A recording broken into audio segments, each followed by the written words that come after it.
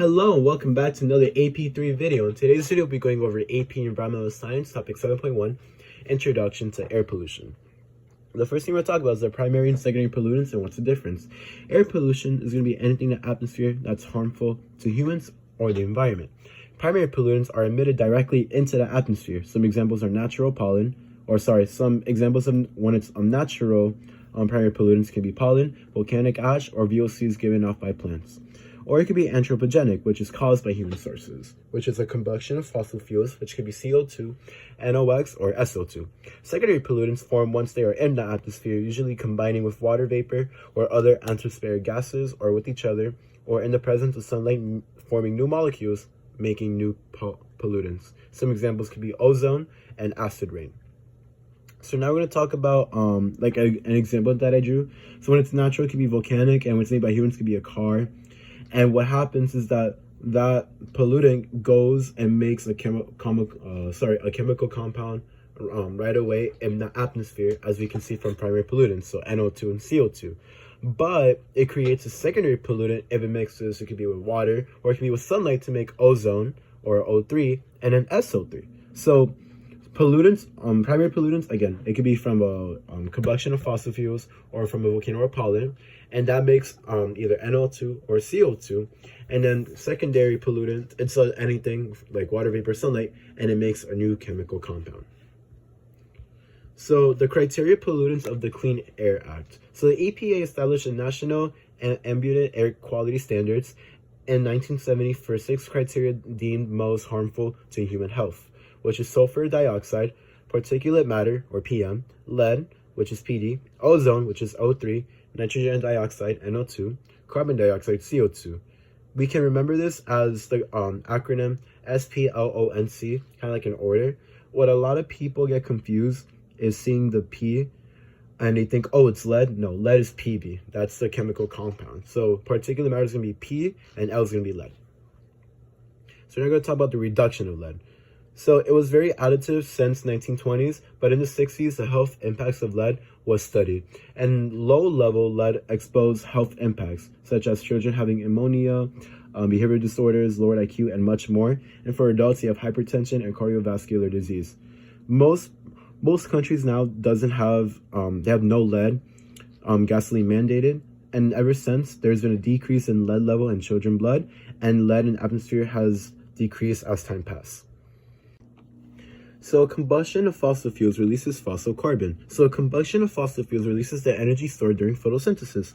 Remember glucose. And there's a chemical compound which is C6H12 and O6. And it stores carbon for potential energy for us.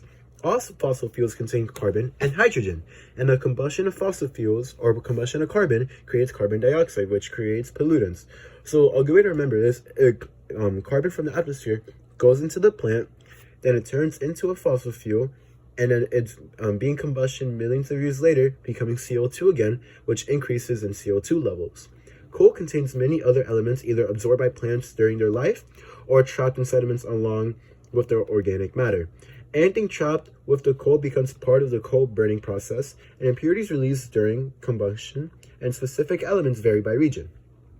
So impurities in coal. Impurities are released during combustion. So sulfur becomes sulfur dioxide, or SO2, and mainly present when coal is formed from marine biomes. And we have other toxic metals, which could be lead, mercury, and nickel, and can be in the plant or be trapped in the process of coal formation. And we have partially a combustion soot, or particulate matter, which is PM, and carries many of the metals and heavier elements into the lungs.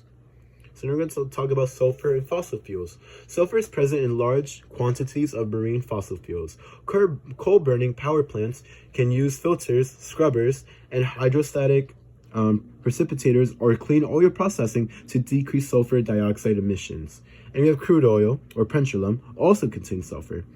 Diesel combustion creates large amounts of sulfur dioxide, and EPA started regulating diesel fuel sulfur levels in 1993. So now we're going to talk about fossil fuel combustion leads to pollution. So the chemistry of fossil fuels comes from the source plant matter. So it could be carbon, hydrogen, nitrogen, oxygen, and sulfur. These chemicals, when burned, create primary pollutants. And remember, primary pollutants impact interact in the atmosphere to create secondary pollutants.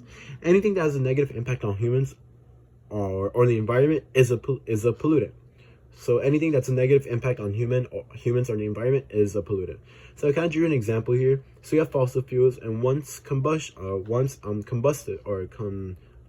so you have a fossil fuel, and then during the combustion, it's going to lead to primary pollutants. So we have CO2 or carbon monoxide, and we have NOx, and we have other examples here. But I want to talk about NOx or nitrogen oxides, which leads to secondary pollutants. So NOx leads to ozone because of sunlight, and with water vapor, when NOx mixes together with water vapor, we get nitric acid. Okay, last thing I'd like to talk about is the effects of fossil fuel pollution. So pollutants can cause harm to human life or the environment. Air pollutants are likely to come in contact with eyes, nose, and throat, causing irritation. Inhale exacerbate existing lung conditions, and it can cause permanent lung damage.